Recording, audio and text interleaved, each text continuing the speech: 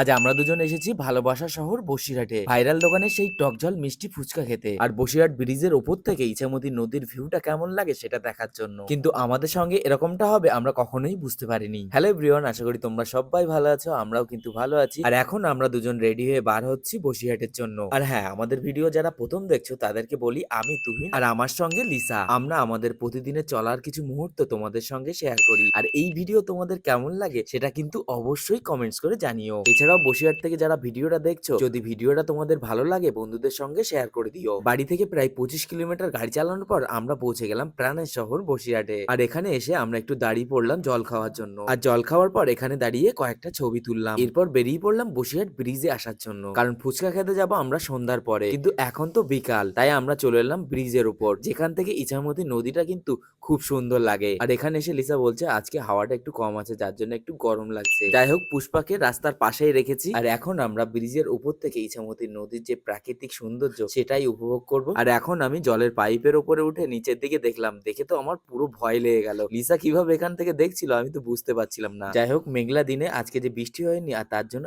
এত সুন্দর একটা পরিবেশ পেয়েছি, যার জন্য কিন্তু খুব ভালো লেগেছে। আমাদের তো খুব ভালো লেগেছে। তোমাদের এই পরিবেশটা কেমন লেগেছে অবশ্যই কিন্তু কমেন্টস করে জানিও। আর তোমরা কোথা থেকে দেখছো ভিডিওটা সেটাও কিন্তু অবশ্যই কমেন্টস করে জানিও। এখানে দাঁড়িয়ে অনেকগুলো ছবি তুলেছি, প্রায় 1 ঘন্টা আমরা এখানে ছিলাম। আর এখন ভাবছি আমরা ওই দিকটাই যাব, কারণ একটু গরম গরম লাগছে। আমি তো পাইপের ওপর দিয়ে নিচে নেমে গেলাম, কিন্তু লিসা বলছে আমি এখান থেকে নামতে পারবো না। তাই আবার লিসাকে আনতে গেলাম ব্রিজের শেষ প্রান্তে। আর এরপরে আমরা দুজন ঠিক করলাম বাইকে ঘোরার পর আমরা কিন্তু ফুচকা খেতে যাব।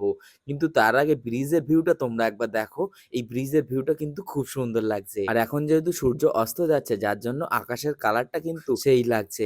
আমার তো খুব সুন্দর লাগছে। তোমাদের কেমন লাগছে সেটা কিন্তু অবশ্যই বলো। এখন আমরা যাচ্ছি ফুচকা খেতে, আর ওখানে গিয়ে আমাদের সঙ্গে কি হলো সেটাই তোমাদের সঙ্গে শেয়ার করি। আমরা তো এখানে কি জন্য এসেছি সেটা তো তোমরা বুঝতেই পেরেছো, কিন্তু এখানে এসে জানতে পারলাম ফুচকা কাকুর দোকান দুদিন ধরে বন্ধ আছে। তাই লিসা আমাকে বলছিল আমাদের সঙ্গেই কেন এরকম হয়, আজকের দিনেই কেন বন্ধ করতে হলো। যাই হোক, এখানে অন্য আরেকদিন আসবো। ফুচকা কাকু দোকান দেয়নি তাই কি হয়েছে, পাশে তো অনেক দোকান আছে, যেখান থেকে আমরা ছোলা মাখা খেলাম, কুলপি খেলাম, সবটাই কিন্তু খুব সুন্দর লেগেছে। কি ভাবছো, নেক্সট টাইম কিন্তু ফুচকা খেতে আবার আসছি বসিরহাটে।